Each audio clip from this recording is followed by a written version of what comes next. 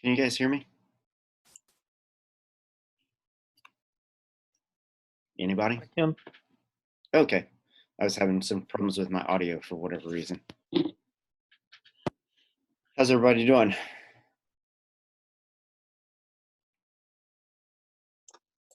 Good. Good. You guys ready for the semester to be over? Well, it's not like I'm going to the beach. But at least it will be over. That's true. All right. Today I want to talk about the faculty salaries data set so that you guys are well equipped to tackle that. So I'm in R. Let me clear out my previous work that I've been working on this morning. Because it's a complicated task, and Tom sent me some questions over the last couple of days, and Tom, I think I have solutions for you to address the questions that I keep firing back at you. So what I'm going to do is I've got a script that I've written that I think does everything that I want you guys to do. So I'm going to just run through that quickly for you so that you have all of the necessary tools. You have all the necessary tools because in the example that I gave you, it has, for example, how to calculate adjusted means. But because that's a one-way analysis of covariance rather than a two-way analysis of covariance, some of the code in there isn't going to work for you, and you have to think a little creatively how to force R to do something that it doesn't want to do. And I'm not going to expect you guys to be able to think that creatively about how to script at this point. So I'm just going to actually show you how to do that. So that said, let's get started. So unfortunately, to do analysis of covariance, you need a crap load ton of packages. So some of these things, so for example, CAR we've been using a lot because it does variance estimates. Compute ES and EM means, these are, well, Compute ES effects and EM means are all packages that you need to estimate the adjusted means. ggplot, of course, we have used a lot. Of course, nowadays, this is just found most easily in the tidyverse. HH and multcomp is used for calculating post hoc tests, and then RMISC is just used for summarizing data and has a bunch of other stuff in it. So once you have all those things loaded, get the data in, and you can view the data if you want.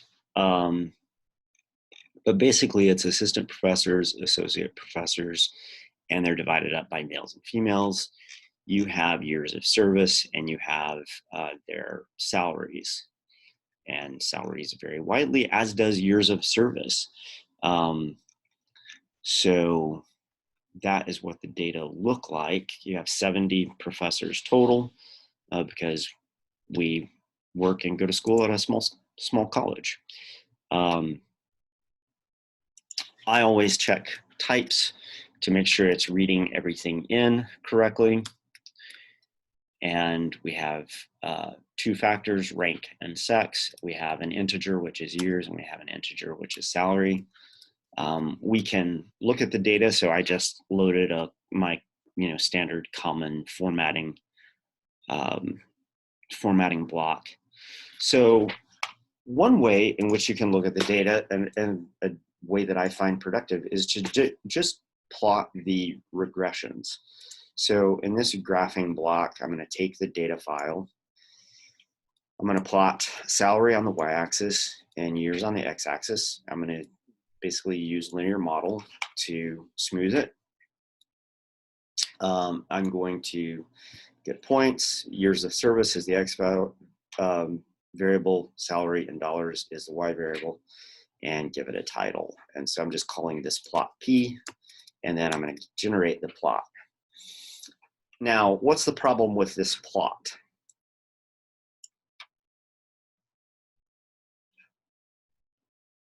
Can't really distinguish male from female or ranks of professors. You can't distinguish male from female or ranks of anybody. And so one of the ways to do this is to just facet the data. So you can use facet grid. Facet grid is going to make a series of subplots that are divided up by rank and by sex. And you can just take the initial graphing block that you've already done and add facet grid to that. And when you do that, it will give you this, which will be considerably more informative. So you can see that it's broken up the data into assistant professors, associate professors, and full professors. And it has a column for female and a column for male. And if you want to present this in your report, you can pretty this up. There are ways of just look up facet grid on the internet and you'll find ways of formatting what the text is in these things. You can format the backgrounds. You can basically change anything about a faceted plot that you want. What are some things that you notice about these data, just taking an initial view of them?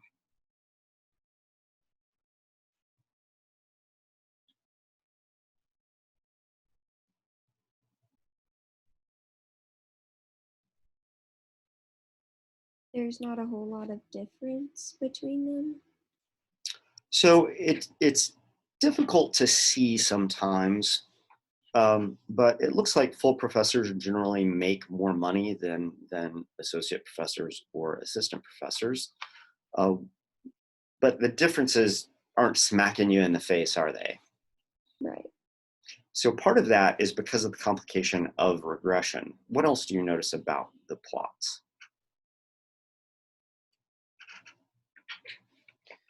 See, like the actual span of the years of service is different for the different categories.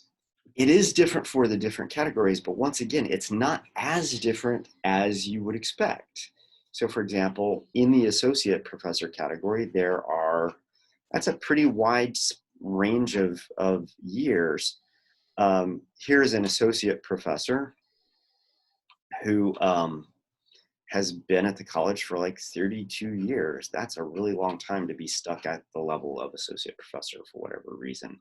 Normally you achieve full professor status after 7 or 8 years. The other weird thing is that there are a small smattering of full professors who have very few years of service. These were probably people who were hired to come here as department chairs who already had a lot of years of service at another institution. They were full professors there, and when they came to Williamsville College, they transferred in as full professors. One of the other things that you should notice is what's going on with female assistant professors.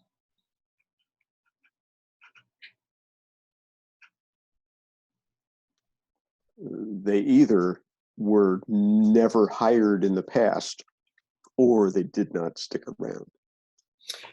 Yeah, so here's a situation. So one thing that can happen with female assistant professors is they advance to associate professors and then to full professors.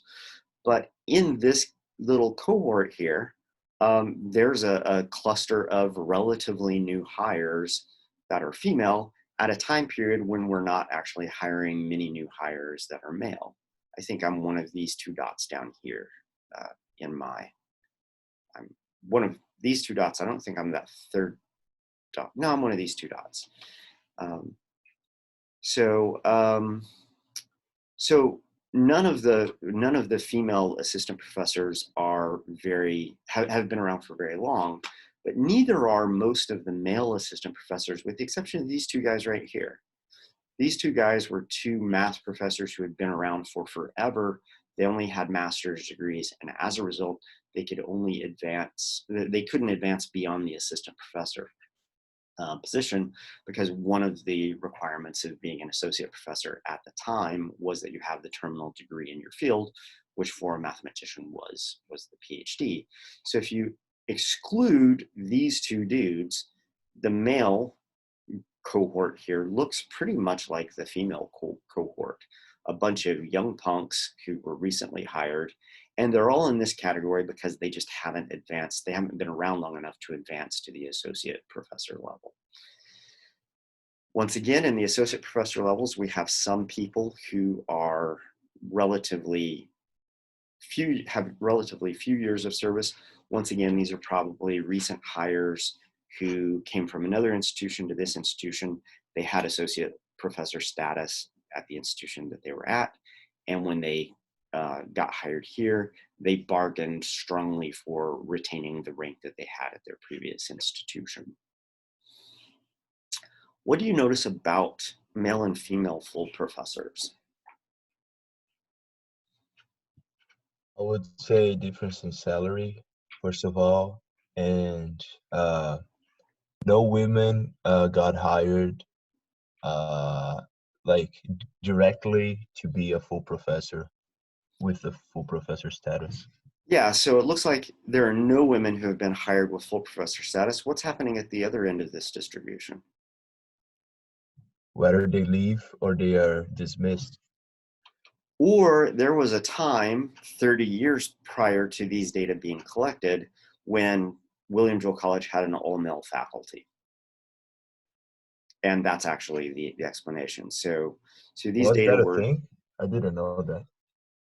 Oh yeah, so there was a time when there just weren't female faculty here. So these data were compiled in 2003. So 30 years before that would have been 1973. And if you look at faculties in 1973, it was not uncommon at the time for there not to be any women on faculty at a lot of institutions of higher education. Higher education was a men's game, and it stayed that way for a long time. What else do you notice about this figure?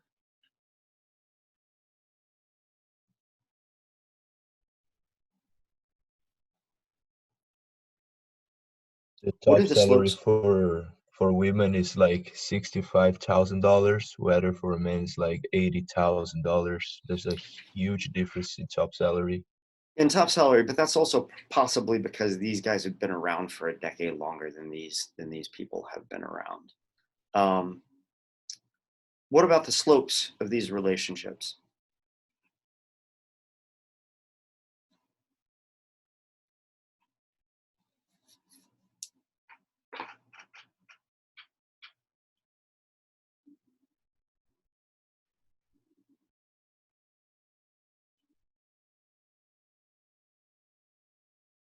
What can you say about the slopes of these lines, probably?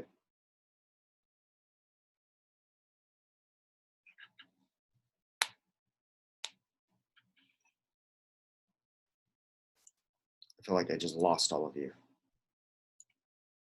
It looks like the slopes are pretty shallow. And even if you look at the male associate professor and the female assistant professor, it looks like the slope is pretty close to zero.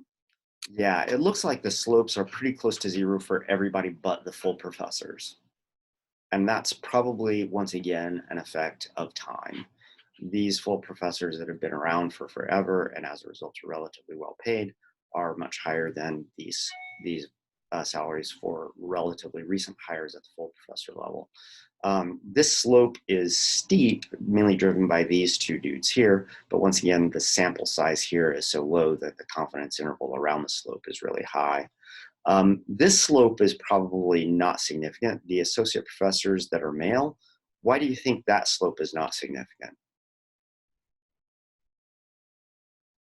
I mean, there's a really strong outlier on the left side. Oh my gosh, there's a professor who's been at Jewell for like 4 years and is making like $63,000 or $65,000 a year. So there's a strong outlier that is pulling this end of the line up. Without that outlier, the variance around the line would be a little lower, and also the slope would be a little higher. So there's an outlier there.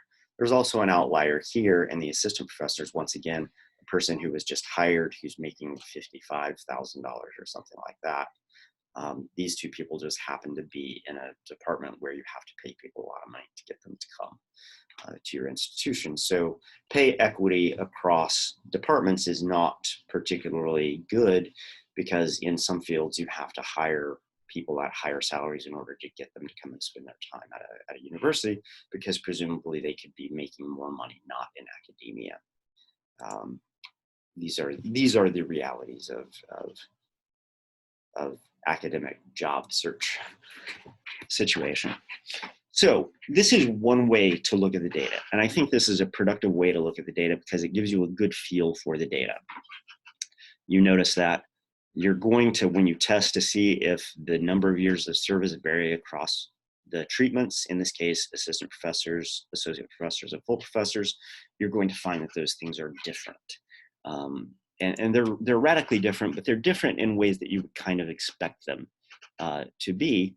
What's nice about it is that even though the assistant professors don't extend to the range of full professors in years of service, the associate professors do for the most part, and the full professors do have some individuals down here at the same range as the assistant professors. So while you find that that's going to be a significant effect when you look at years of service across both females and males and across the ranks, it's not as worrisome as it could be because you do have overlap in those ranges. So another way of looking at this would just be to get a data frame. Yeah. Can you widen? Yeah, there you go. Widen the. Yeah. I just saw that. Thanks. So one of the ways to look at this is just to look at the unadjusted salary. So if we just ran an analysis of variance on this, these are what the salaries would be and their confidence intervals. And you can just quickly generate a graph of that.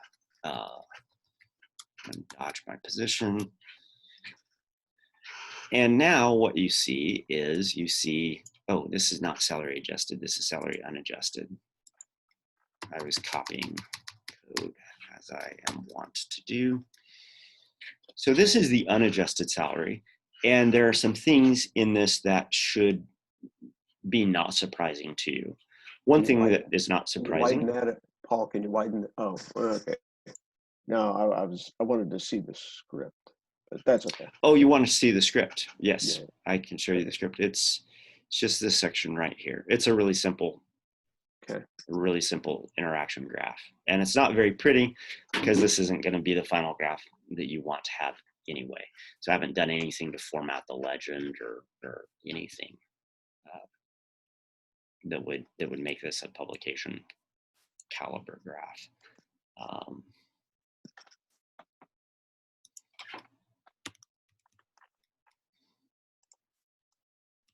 All right.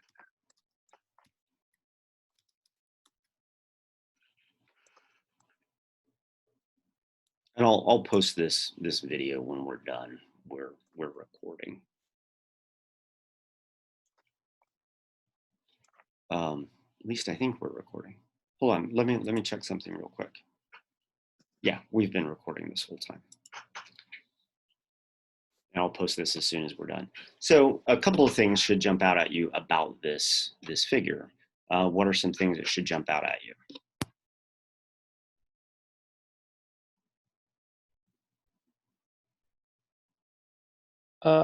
Male assistant professors have a much larger variance than female assistant professors or any other category. They do, and of course, why is that the case? There were, again, those two professors who were just stuck there. There are these two professors. These two professors are drawing up the average for assistant professors. Also, as you have these kind of outliers in terms of salary, those outliers are creating more variance in that category. That's also leading to the large difference between males and females at this particular rank. What else do you notice about this? The mean intervals are within the other means, so the mean distribution is not significant enough, I guess. Yeah, so you have really wide variances for all of these things. Of course, these really wide variances are very possibly due to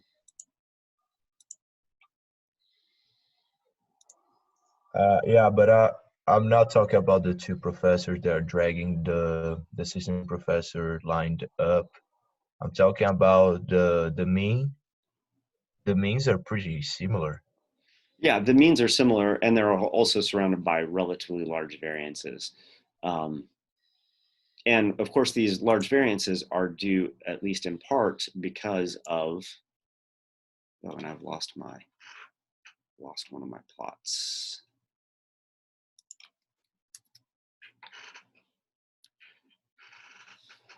The means are different in part because of outliers. The means are due in part because of differences in years of service.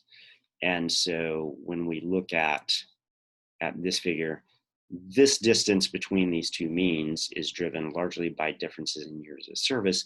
The distance between these two means is also driven, at least in part, by differences in years of service, because no female has more than 30 years of service, but there's a whole cohort of males that have more than 30 years of service. Because we haven't corrected the data for years of service, then those males that are making more money is pulling the mean of the male cohort up in the full professors. That's not the case with the associate professors, because when we look at years of service for associate professors, those ranges are relatively similar for both males and females. There's a cluster of relatively young associate professors, very few associate professors who have been around for longer periods of time. And as a result, those differences between males and females seem less apparent for the associate professors. And so once again, this figure tells you some things, but I don't think it's as informative as the figure before. But what it does point out is that there are issues with the total amount of variation in some groups because of years of service, which is why we want to do an analysis of covariance rather than a straight analysis of variance, which is what these data would look like from that perspective. Okay. Does that make sense to everybody? Yep. So you can test for normality, and one of the things that you're going to find when you test for normality is that these data are not normal.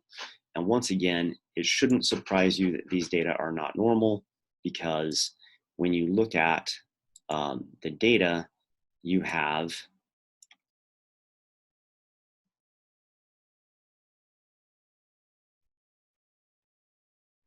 outliers. You have an outlier there. You have an outlier there. These dudes will all appear as outliers in the figure but once again, because of years of service. So that when you get a histogram of this, what you should expect to see is you should expect to see some outliers. Keep in mind that this is basically conducting the analysis of variance, where you have salary, which is the response variable, you have years, that is the covariate, and then you have rank and sex interacting with one another. So it's looking at the residuals for all of this. And when you do a histogram of this, it kind of looks like what you would expect. You have some individuals who are on the high positive residual side and fewer individuals who are on the low negative residual side. And that is apparent in a QQ plot. You see that the QQ plot is driven by a couple of outliers here and a number of individuals that are kind of normal down here, but because of these outliers, it's drawing the expected values down. We can test the homogeneity of variances assumption by just running a regression on rank or running an ANOVA on rank and sex. Unfortunately, the Levine's test doesn't work on analysis of covariance, so you have to leave the covariate out in this case. And so once again, you're going to find that the variances are not different among the different groups, in spite of the fact that it certainly looks like the variances are different, but the consequence of this thing not being significant is the fact that all of the variances are relatively high. We've already talked about the independent variable and the covariate being not independent of one another. And we see that indeed rank has a large effect on the number of years of service, because you have to be around for a while in order to achieve the rank of a full professor. So, but because the rank of full professors also spans the number of years of service that individuals have at the rank of associate and assistant. Once again, we're not going to worry terribly much about this. And then to test the assumption of homogeneity of regression slopes, we actually want to look at the interaction of years here. And so we've done that with an asterisk rather than with a plus. And when we do that, we find that the rank by sex by years interaction is not significant. And so the slopes, even though they look like they might be different, they're not different because you could, let me go back to that figure, you could fit these slopes inside of these confidence intervals of the slope. And as a result, these slopes, while they look different than those slopes, these slopes are not different from these slopes because these slopes have really big confidence intervals. So most of the important things, which is the homogeneity of variances and the regression slopes lines, are not different. So, oh, somewhere along the line, I deleted running the actual model. Oh no, here's the model. So I just tested slopes. Oh no, I just tested that. So what I want to do is I want to just actually do the analysis. So I'm just going to call this analysis 1, and it's essentially this line of script right here, except that rather than doing it this way, I'm going to do years first plus rank by sex. So this is what you would run to get the analysis of covariance. What it's going to do is it's going to take into consideration the correlation between salary and years, and then once it's taken care of that, rank and sex will be done as a factorial analysis of variance. So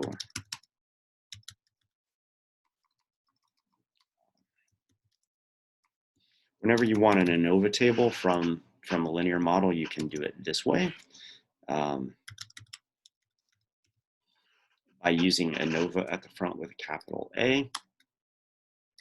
You can also do summary.aov, and it should give you the same thing. Once again, in R, there are multiple ways to skin a cat, and these two tables should be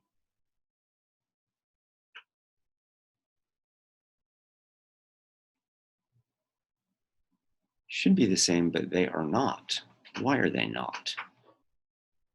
Oh yeah, they are. They're just well,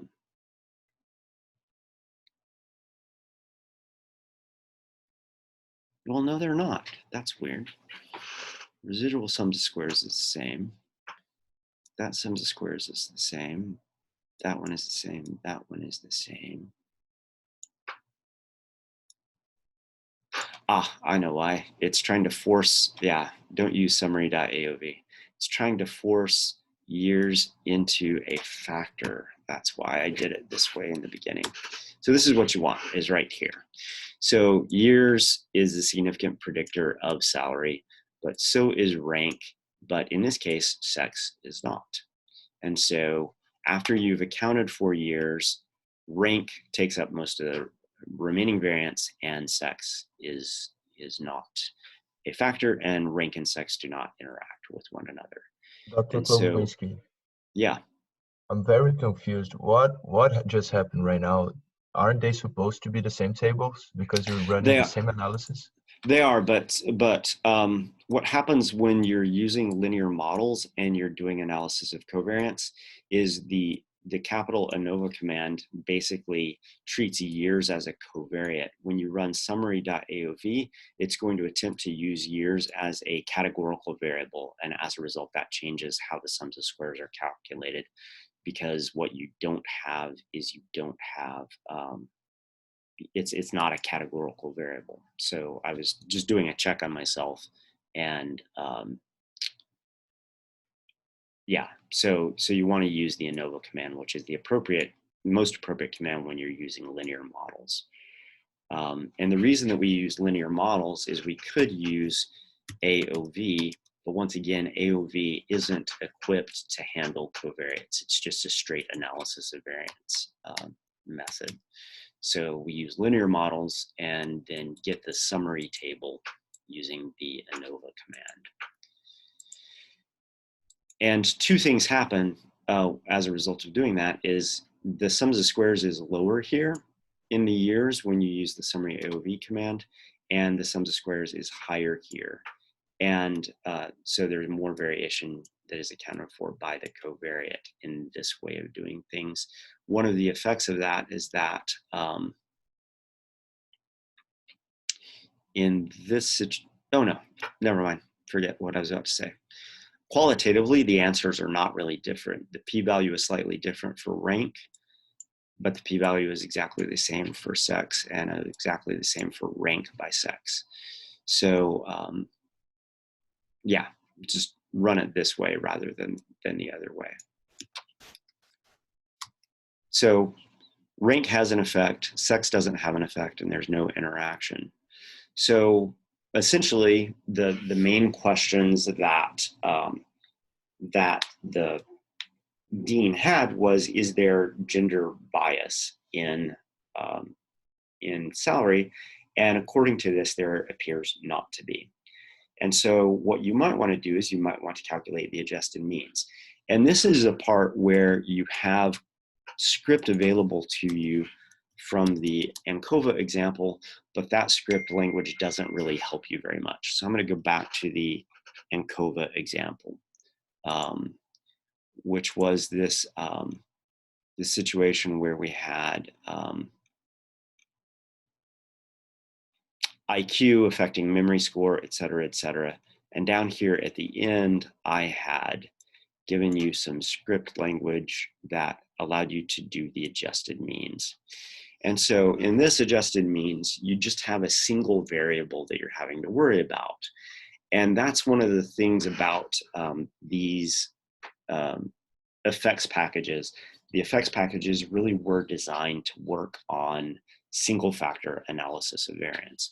And so when you do this, it gives you the ability to look at the effects. But now you're working with two categorical variables. And so you have to think a little more creatively. So when we look at our data set down here, so I've just done the first six rows of the data set. You have one categorical variable, which is faculty rank. You have another one, which is sex. And if you were to try and get the effect sizes, so we can go back to the ANCOVA example, we can say, okay, well, let's just copy this information here and paste it into our faculty script file. And let's change this to rank, because that's one of the things that we're interested in. And we will say it's analysis 1. So when we do this, we get a little warning thing, and we can get the adjusted means across ranks, but you see that there's no sex in here. So we can say, well, what are the adjusted means by sex? Well, once again, we can do that, and it will give us males and females. But once again, there's no rank in here. So we can say, oh, well, let's try and be clever. Let's see if we can force R to do things that R doesn't want to do. So we can let's concatenate this command. So I want it to give it divided up by rank and sex. And when we do this, R is going to hate us. And it's going to give us, oh, son of a bitch, it did it. Are those the right numbers? Why did this not work for me earlier? I tried this yesterday and it did not work.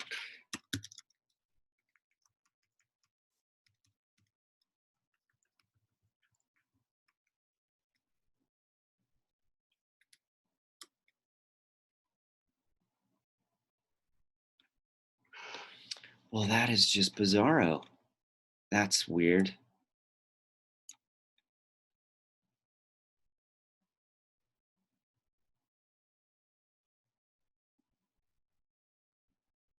I just made it do something today that I could not get it to do yesterday. I wonder what was wrong with me yesterday. Okay, so we just forced R to do something that I was unable to do before. Interesting. So let's do something real quick. I'm going to go down here to something that I did later. Let's get the unadjusted means and let's put them next to the adjusted means. So here's the unadjusted means. This is what we basically calculated before to make that first graph. And you see here that the assistant professor female value is 40,000. Assistant professor males is 44.3. When we calculate the adjusted means, you're going to see that those have been adjusted up. The assistant professor for females is now 43.64 because they've been moved up the scale to match the, remember that what it does is it calculates the grand mean of years of service, and it's going to adjust females up because none of the females here at the assistant professor level are at the grand mean of years of service. The assistant professor male doesn't change that much because we have some assistant professor males who have really long years of service, and so that adjustment upward isn't going to change the value very much. So we went from 40,044.3 to 43,045.3, so only about $1,000 jump there. And so it looks like it did it exactly the way it's supposed to do it. All right, I don't know why that happened. What I had to do in order to prepare for today is I actually made a new column where I just combined the two factors into one, and then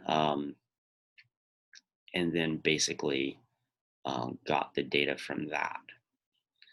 And so when I do that analysis, I can get that, and then I can get the adjusted means from that, which displays it in a slightly different way, where you have assistant professor female, assistant professor male, but you'll see that these 43,642 and 45,351 should be the same as what we calculated.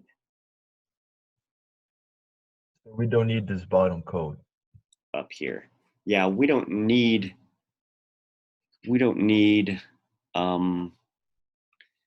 this part because we just got it from here.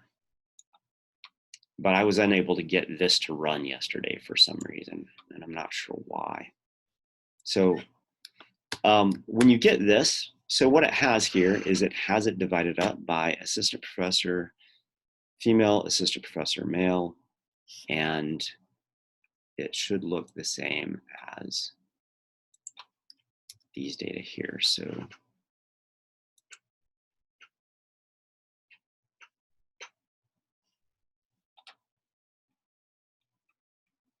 oh, I just reran that same thing that I just ran.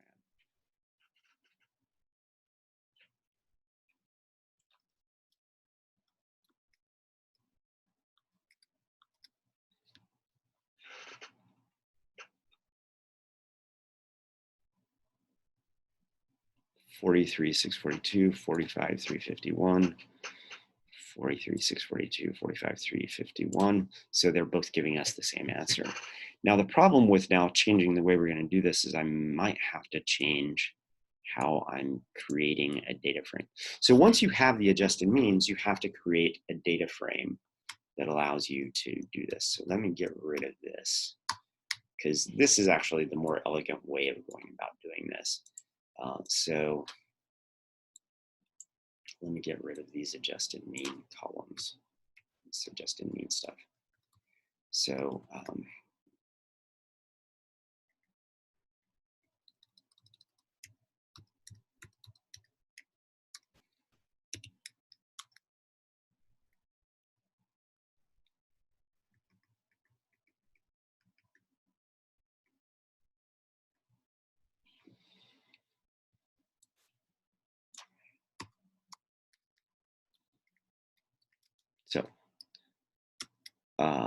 that's the data. So this is the means.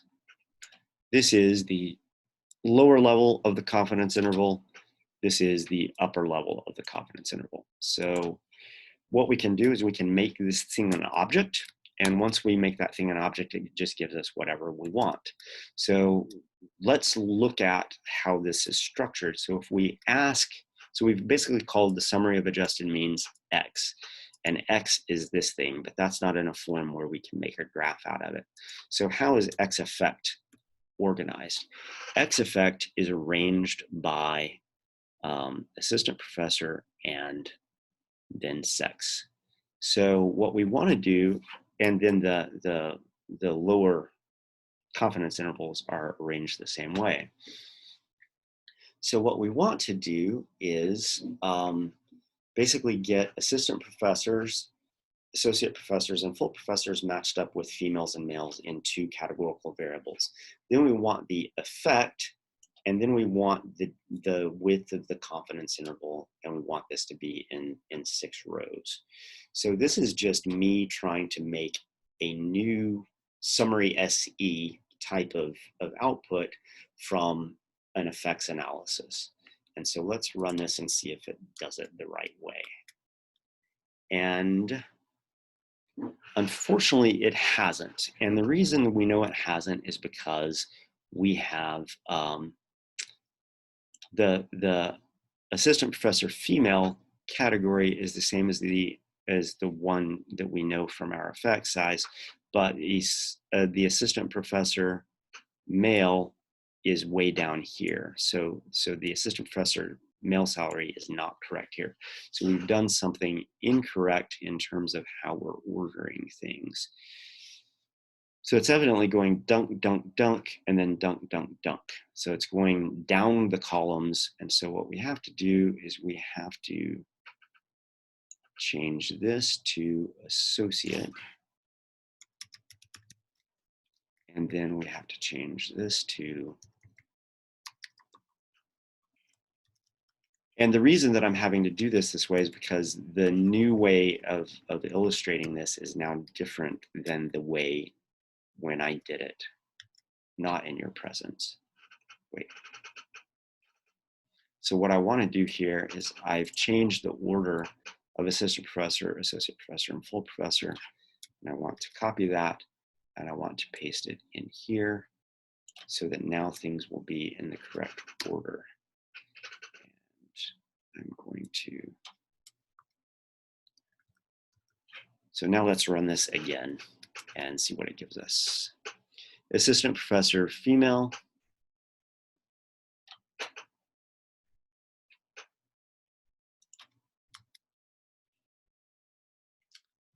Yeah, so I also have to change the order of sexes to make it correct. So this is going to be female, female, female, and then male, male, male.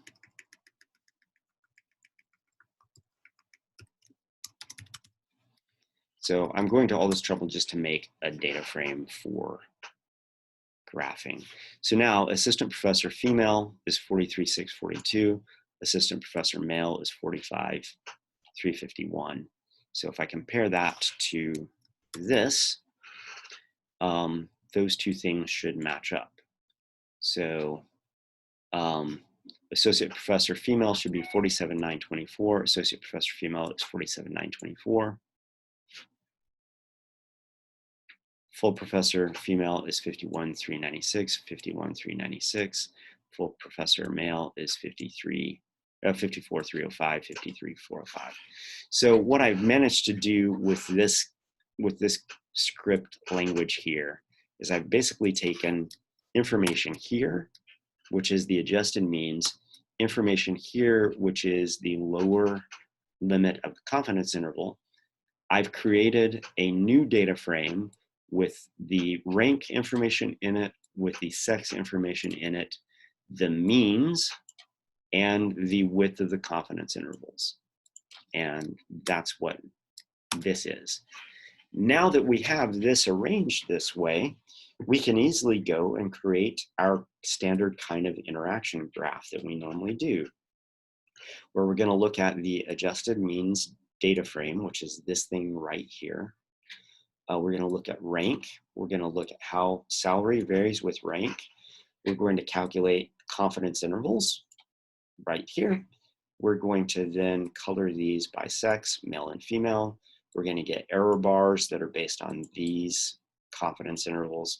We're going to get some points. These points can be size 3 so we can see them.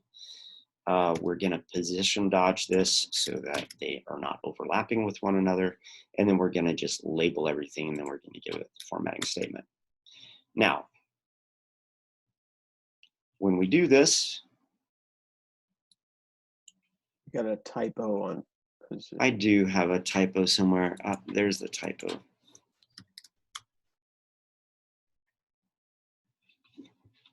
So when we do this, once again, my caption isn't prettied up yet.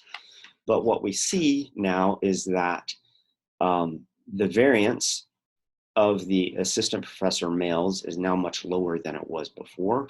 Let's run this one so that we can flip back and forth between them. And so here the variance was way high. And so what has happened is that this variance is lower. Also, the means are now closer together than they were. This is the unadjusted data. Once again, I need to change my figure. Let me get rid of this figure. So this is the adjusted data, and this is the unadjusted data. So here you see really huge variance, and in the adjusted data, that variance is now lower. The overall range of salaries is lower because they've all been adjusted to a common number of years of service. And as a result, all of the variances are considerably closer to one another than they were in the unadjusted data. And the other thing that becomes apparent to you is that at no rank is there any difference in salaries, even though it appears that males get paid slightly more at the assistant professor and at the full professor. At the associate professor, it appears that they're a little lower than that, but none of these differences are significant, which is why the overall ANOVA, the overall analysis of covariance, did not show any differences in males and female salary. And so this is the adjusted values, which compares with the unadjusted values, because here it looks like you're very close to approaching significance in the full professor salaries, but that's because the full professor male salary is being driven up by full professors that have more years of service. Hey, Paul. Of the female professors. Yeah. Yeah. What that pair of confidence intervals right there. When you're looking at that, in general, if you have a pair, and say the blue dot for the mean, the male mean was up just a little bit. It was up just a little bit, and it was outside of the female confidence interval. So you have a situation where the female mean is in the male confidence interval, but the male mean is not in the female. So you have one, but not the other inside. That's problematic because it's difficult to say what the conclusion would be. Okay. Because if you look at it from the inclusion perspective, males are not included in females, but females are included in males. Well, are they different or are they not? Well, it depends on what perspective you're looking at it. Right. And this is actually why, rather than looking at those things, when we test this, so let's go back up to the analysis of covariance table. What we see here when we do the analysis of covariance, so we're looking at differences in rank and sex and their interaction after correcting 4 years of service. What we see here is that there is no significant differences detected in sex. And that is borne out when we look at the adjusted salary values, because these adjusted salaries show that males and females are not significantly different at any point in this figure. They're not different at the assistant professor level, they're not different at the associate professor level, and they're not different at the full professor level. Now, so does everybody understand that? And how I got to these adjusted means? Yeah. Okay. So you have to go and get the adjusted means, and then you have to finagle them into a data frame that you can use for plotting. And then once you've done that, you can plot them. So now I want to, does anybody have any questions over kind of how I've worked my way through this? So do we need to do a graph and everything of the unadjusted means to compare them, or just do the adjusted? So for me, you don't need to do the plot of the adjusted and unadjusted means.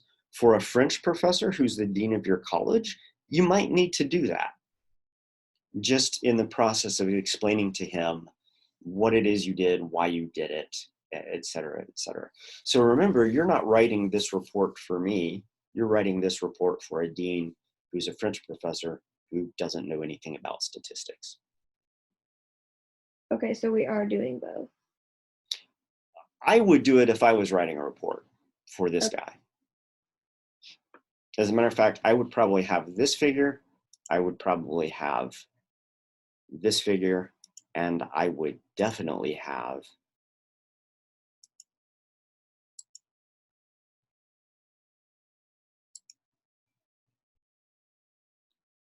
a figure that looks something like this, to explain to him why I'm doing something called an analysis of covariance, which he's never heard of anyway. And as a matter of fact, I did give this to him. I gave him a figure that looked like this. I gave him a figure that looked like this, and I gave him a figure that looked like this. And I told him that the figure that he needs to pay attention to is ultimately this figure. And then I had so other questions about kind of what I've done here so far. Hey, about 2 minutes ago, Yeah. if you could scroll up just a few lines, you looked at that line. Which line? God, where to go? Anyway, you had the killer sound bite. I think it was, it's the line that has salary equals years plus, the linear model of years plus. This one here? Asterisk. Mm-hmm. Yeah. You described that in a plain language sentence. Oh, yeah. So this is basically looking at how does salary value by rank and sex after controlling 4 years of service. Okay. Rank and sex and their interaction after controlling 4 years of service. Okay. And it's by rank and sex separately. And rank and sex separately plus their interaction after correcting for years of service. So let me run it real quick for you. So it'll give you the effective rank, it will give you the effective sex, and then it will give you the effective rank and sex interacting with one another.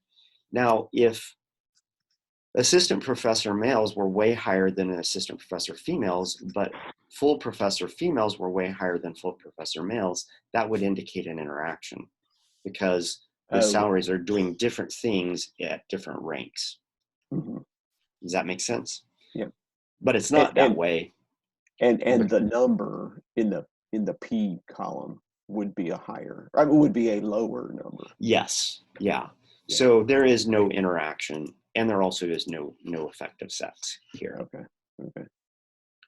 Now this was done on the unadjusted means. This is done before we found adjusted means, right?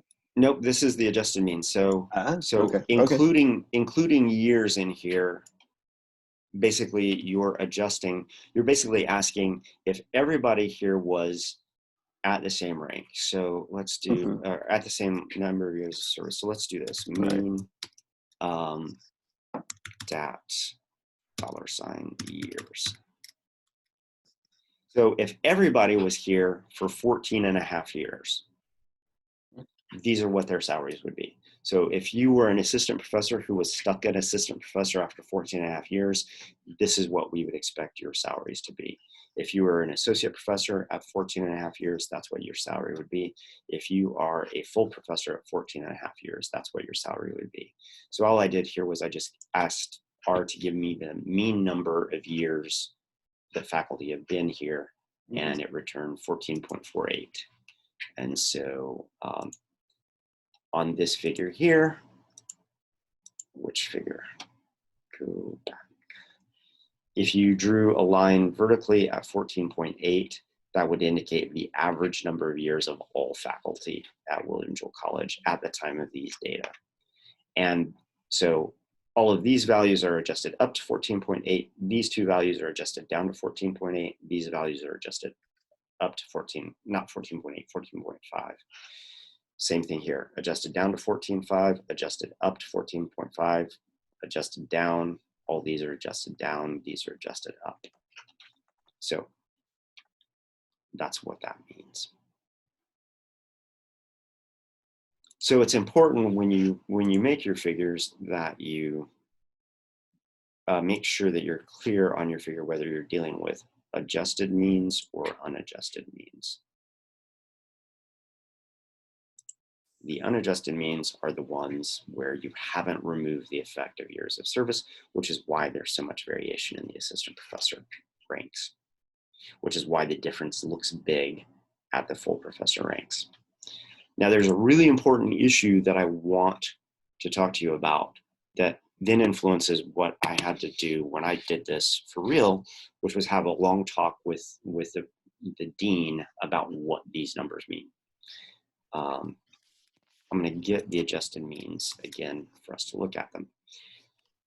What is the population that we're trying to infer something about?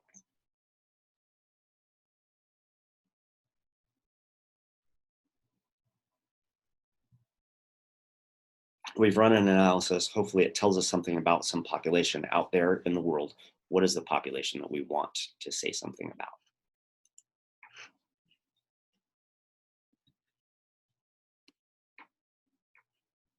Isn't it just all the professors at William Jewell? It is all the professors at William Jewell College. The dean had a very specific question.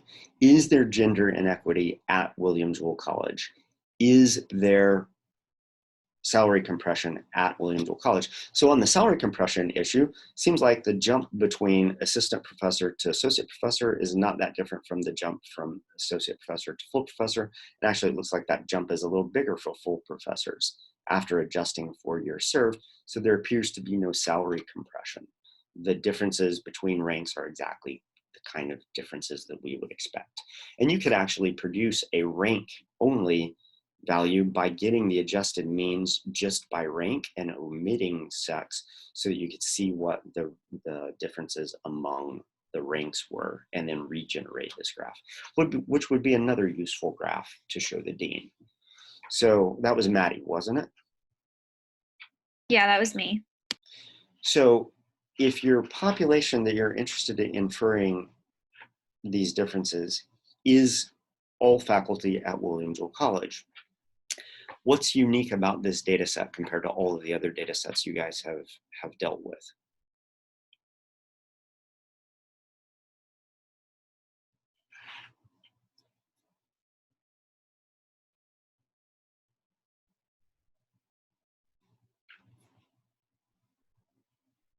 I mean, it's considerably smaller. Okay, so it's smaller because you have a small number of faculty here. But go back to the very beginning of class. Why do we do statistics?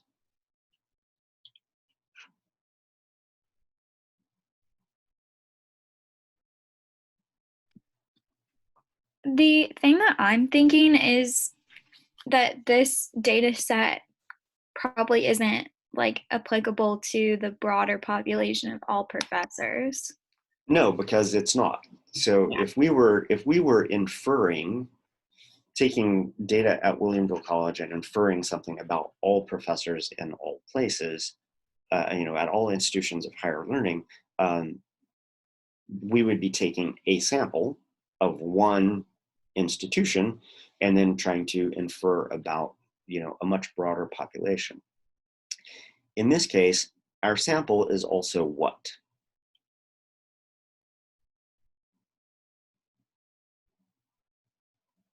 It's also the entire population that we're It's also talking the about. entire population. So when we're sampling from a population and the sample represents a small proportion of the population, we have to calculate variances and confidence intervals and things like that because we want to know how much measurement error there is, or sampling error there is in the estimates that we have. And so we're estimating what the means are, and we want to know what sampling error there is associated with those estimates. And so we put these confidence intervals around.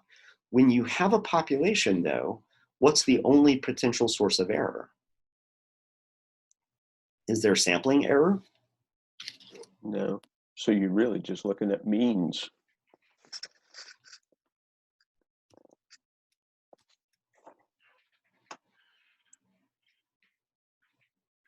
This is the figure that matters because those confidence intervals are misleading.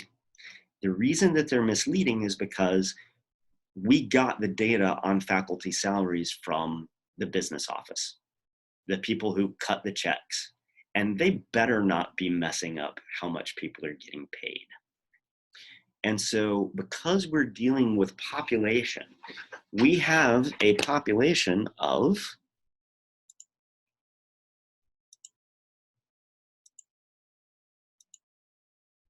let me just get rid of these as I go so I don't have to keep flipping through them.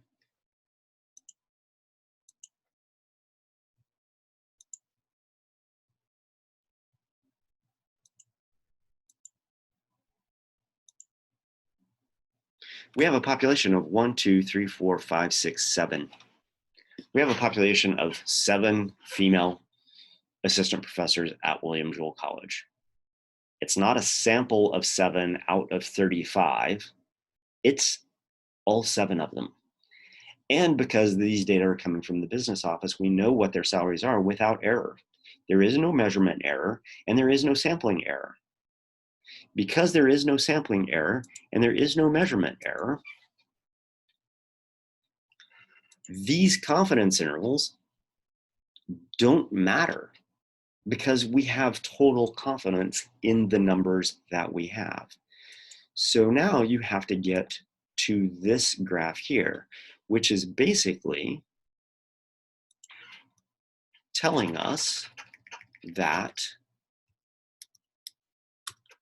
when we adjust for number of years of service, assistant professor women are making $43,642 on average, and assistant professor males are making $2,000. Well, a little less, 43,642. Let's see, 43,642. And the men are making 45,351. 45,351. Do the math. 0, 9, 7, 1. Women are making $1,709 less than men.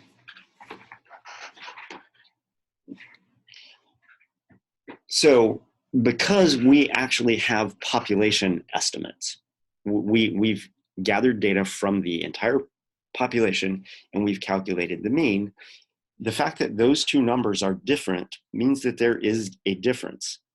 It doesn't matter that the statistical analysis up here shows that there is no difference in the means for sex.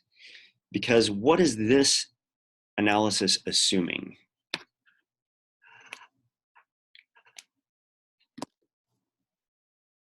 I mean, it's assuming that sampling error is a thing that could happen. It's assuming that this residual value here is actually due to sampling error. Yeah. But in this case, what is that residual value actually? It's actual differences in the data. It's actual differences in the data. And so residual variation in this case would be what?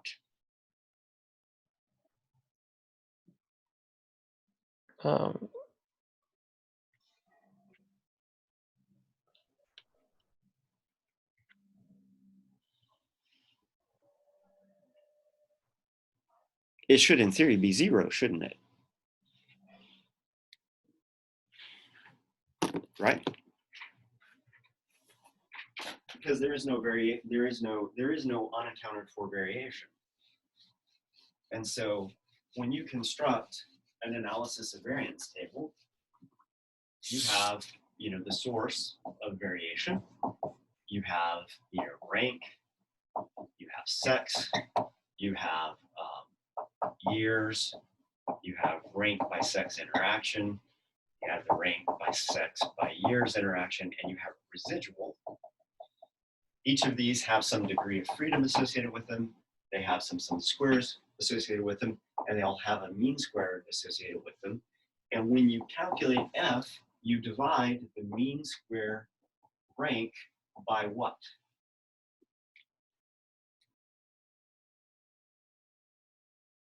You divide it by mean squared residual. Now, if the sum square residual is at or close to 0, when you divide that 0 by the number of degrees of freedom, which in this case is what, like 63 degrees of freedom, that thing gets minutely small. When you divide this by that, what happens to F? It gets infinitely large. And as it gets infinitely large, everything becomes significant. And so because we're dealing with population estimates, the ANCOVA table only has limited utility for testing for what effects are, because we're dealing with population data, which is not a situation that you find yourself in very often as a statistician. And so one of the things that the dean attempted to do was he attempted to take this result and say there is no gender inequity. But the fact of the matter is that there is gender inequity, because the faculty of men and women is different in at least 2 of these cases, because these error bars that are on these other plots are basically just showing variation among individuals within rank, but the point estimate, the mean, is the population mean. We're not comparing sample means, we're comparing population means. And so go back to the stuff that we covered at the very beginning of the class, where we calculate sample means because we want to have some idea of where the population mean occurs. We don't have to think of these things as sample means. We can think of these as population means. And so the confidence intervals that we calculate are really just kind of artifacts of our habitual statistical thinking. What it does, it tells us that there is variation in the salaries. And the question is, well, why does that variation occur when it seems like if we were giving people salaries that were fair and comparable, all men should be making the same thing as all the other men, all women should be making the same as all the women, and all men should be making the same as all women. But it's clear that that is not the case, because what's going on with that dude there and that dude there? Is that clear? I thought that you said that the ANCOVA doesn't show a difference in male and female salaries. It doesn't, because it's assuming that this is one of the assumptions of the any statistical test. We can go back to the original assumptions, and we're also out of time at this point. What are the assumptions? The assumptions are that the data that are collected are independent of one another. The second assumption is that these are a random sample from a population. And this isn't a random sample of a population. This is actually the population. So any mean you get from these is the population mean, because you have the entire population, and you know, in this case at least, that there is no measurement error in the data that you have. So the only residual variation is variation among women assistant professors, among men assistant professors. All this within sample variation is actually real differences between individual men and women. It's not sampling error. So the residual value here is an actual measure of actual variation between men and women, not due to sampling variation, but due to the fact that this individual is really actually making more than this individual, but this constitutes the entire population of female faculty members. This constitutes the entire population of male faculty members. And so you can treat these as point estimates that are the population means for this population. The dean asked me a question to infer something about a population of individuals, and then rather than giving me a sample of those populations, he gave me the entire population. So since it's not a random sample, then we can tell that there is gender inequity. Yes, because the means are actually different. And actually it's different depending on which ranks you're looking at. In the assistant professor and the full professor ranks, men are making more than women. And in the associate professor ranks, women are making slightly more than men. But the only reason that you can do this is because you actually have the population. You've sampled the entire population and you have sampled that population without error. So would we put that in like the discussion? Oh my gosh, you would put that in a discussion and then you would beat the dean over the head with it with a stick. Okay. Do we still show those other graphs that you Yeah, talked you about? can, because but one of the things that I had that I struggled mightily with was getting across to him the difference between a sample from a population versus the population itself. All right. So as far as salary compression, how do we determine that? Like, I know you said before it was about if there's differences in that gap between ranks. Yeah, this is kind of a judgment call. And so what you have to ask yourself, I think, is to what degree might you expect assistant professors and associate professors to differ from one another? And to what degree would you expect associate professors to vary from full professors? You should expect this to be an upward increasing situation. And because full professors then stick around for a while, you should probably expect a bigger gap between associate and full than between associate and assistant, because the time period that you're here from, so if you get hired as an assistant professor, it generally takes about 5 years to make it to associate, and then a couple of years later you get promoted to full, and then you stick around at full for a while. But presumably there's more value in being a full professor than an associate or an assistant, and so this is the kind of trend that you would kind of expect. Some gap here with a slightly larger gap here.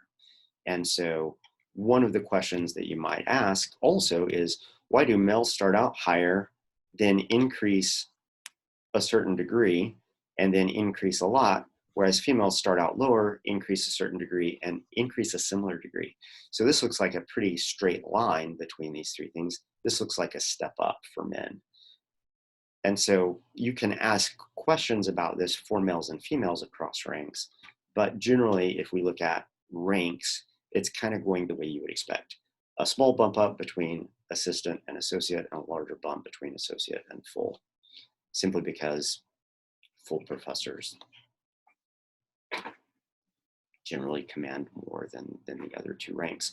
What salary compression would be was a bump up from assistant to associate, and then not much of a bump up from associate to full. So you would expect full to be down in here somewhere. And this is more of a judgment call than a statistical call. There are differences among ranks, and those are exactly what you would expect. You wouldn't expect there to be no effective rank. Does that make sense? Yeah, that makes sense. All right, email me if you have further questions. I'm gonna post this video as soon as I'm done here and as soon as it compiles. And let me know if you have questions. I'm available all next week, and we'll meet on Zoom and answer whatever questions you have. Okay, thanks, Paul. All right, see you. Hey, Tom, hang on for a minute. Yeah, yeah. Um,